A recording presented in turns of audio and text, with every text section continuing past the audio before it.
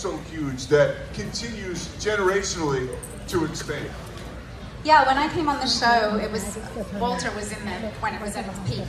So I kind of came into it not really knowing how huge the show was because it had only just started airing in Australia. So my first experience of how huge the Power Rangers was at the movie premiere, and it was pretty crazy. So yeah, I was walking into a character too that was already very loved, the Pink Ranger, when she left. So I was very aware of that too, just being respectful to that. I love her accent. Yeah. All the way from Australia. I'm like, just keep talking. She's so pretty. This is like she's like such a wonderful person, such a wonderful woman, and she did a great job on the show. Give it up for Captain Sutherland. I love you. Yeah. What's it like for you, Walter, to come out here and see all these people and just to see? I mean, honestly, this is a footprint that you guys have left. Well, it's been 26 years, which is kind of crazy. It's like I did this show, this little kid show, 26 years ago. We had no idea that it was going to become what it became.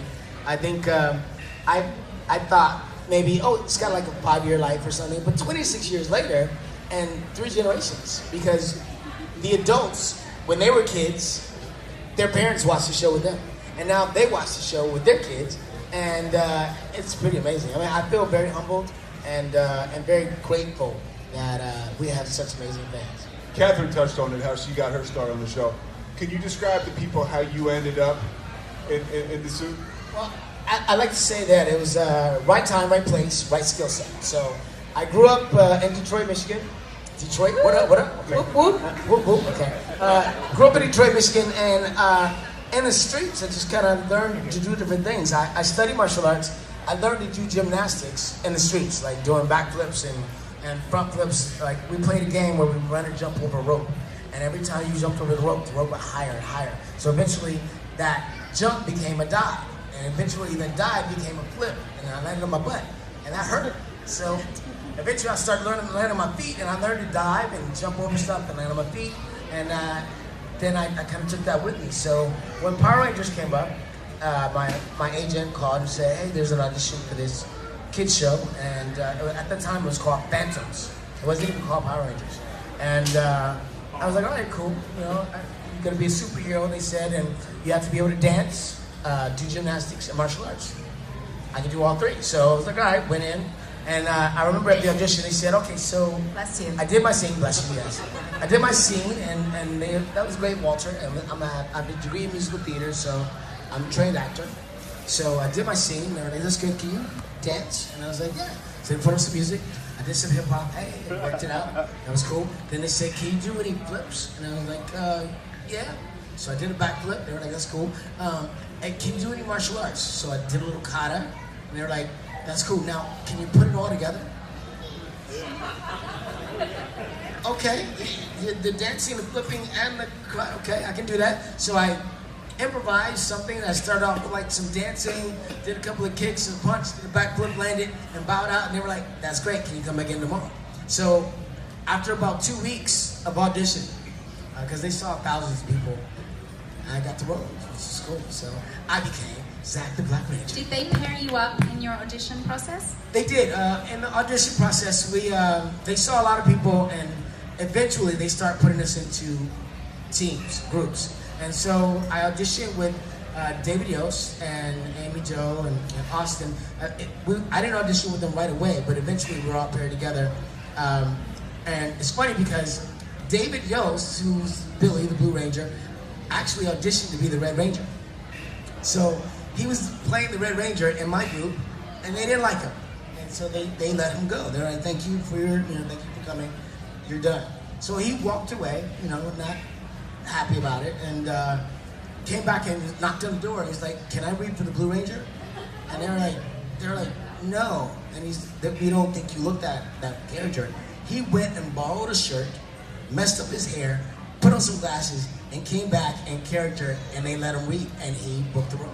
So it was awesome. Yeah. So at the time they had 3 different casts. There was a tall cast, there was a short cast, and there was kind of like a character-y cast. I don't know. And we all auditioned against each other. And my team, the group of us, we had all gone to lunch together. We went to Bob's Big Boy and we sat down, we talked about our characters, and about our friendship, and how we knew each other at school. We built a backstory to who we were as friends. And so that camaraderie ended up coming together in the cast, and we got to work.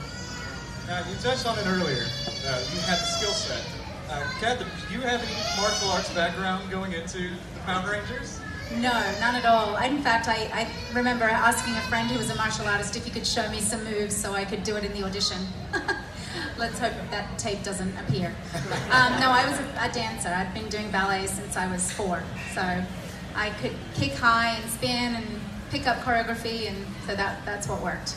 Actually, that's really beneficial because as a dancer, martial arts is like choreography. So you're learning to block and kick and punch and so forth and so on. But when it comes to doing like choreography, having the dancer's background and especially ballet training, it's beneficial because you already have the muscle groups to do the kicks and do the punches and extend and so forth and so on.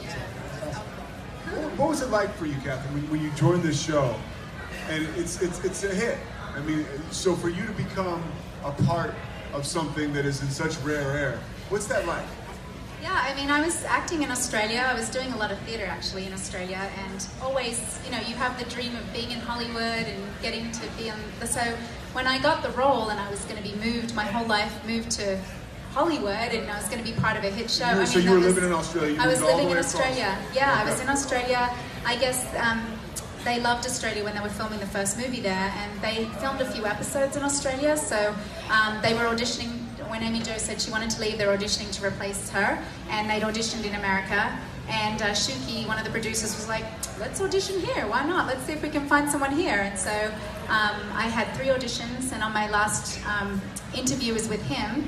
And I remember saying, as I was leaving, I was like, I hope you make the right decision, Mr. Levy. Who am I right now? I would never normally say something like that. But yeah, and then 2 weeks later I got the call that I was going to be moving to America. It was pretty crazy. So it was a dream, really a dream for me. So Yeah, well, Walter, when you're on this show and you all of a sudden you see, oh my God, was there a moment, I guess, when you said, this is a hit? Like, this is really taking off. Do you remember when that happened? Well, we were told after our first week of airing that we had a certain share, which is a share of the television market. And at that point, I didn't understand what that meant, but they said we had a big share, but then they said, you're the #1 show. And we were like, yeah, that's cool. I'm like, wow, all right, we're the #1 show. All right, that's cool. It doesn't show my pay, but that's cool. I was like, but it was exciting. But I don't think we really knew. We didn't really know until we did this show. We did this show. We went to Universal Studios Hollywood, and we were supposed to do this show, and it's like a 3,000-seat arena. I had worked at Universal previously, so I knew exactly where we were going to be. It was like this stage for a Wild West Stunt Show. Well, we're going to do a show there, and we were practicing for it and everything.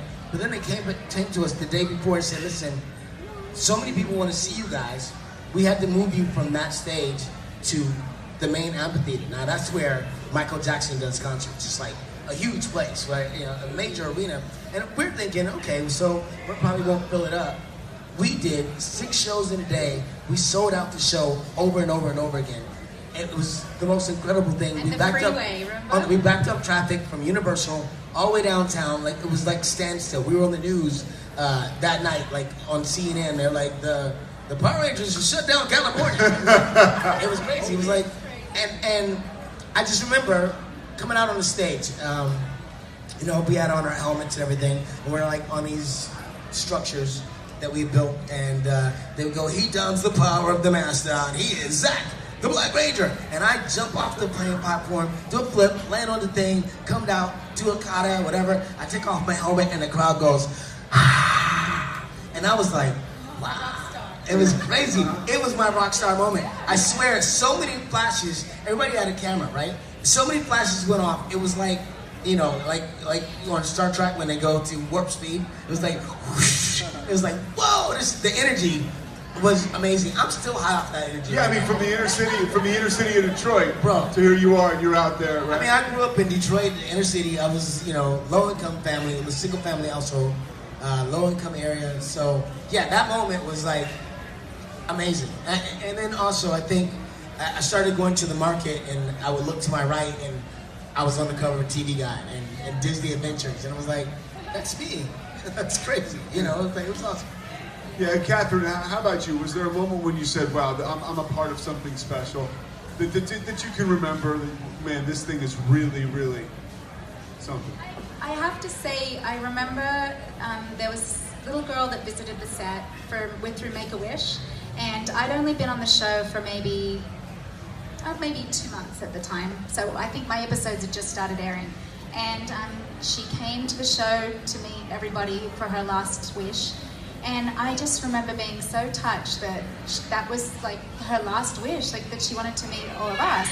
And she ended up passing like a couple of weeks after that. But those moments where you realize, wow, that was big for me. Yeah, just it's also cool. Like you see an action figure of yourself in a store, like, oh my gosh, that really doesn't look like me, but it says it's me. We were talking about that before. Yeah. Like, you guys have action figures. I looked more like a man. I think they just took Tommy and then put blonde hair on him. Well, Walter, what was your favorite part about being a Power Ranger? I have to say my favorite part about being a Power Ranger is I really feel as if I've made a positive impact in the world. You know, it's like there's shows in 40 countries. We have fans all around the world, which is amazing. And it only takes being nice, which I am anyway. I'm a nice person. I'm an absolutely nice person. But if I'm nice to somebody, it really makes their day. It makes them happy. And I love that. I love the fact that I can just take a photo or give somebody a hug or shake their hand or smile in their face, and if they walk away with something that they will always remember. So to be that is kind of cool. It's amazing. Oh yeah, I mean, like as a child of the '90s, like every Halloween, there's always a Power Ranger. Yes. Birthday parties, piñatas.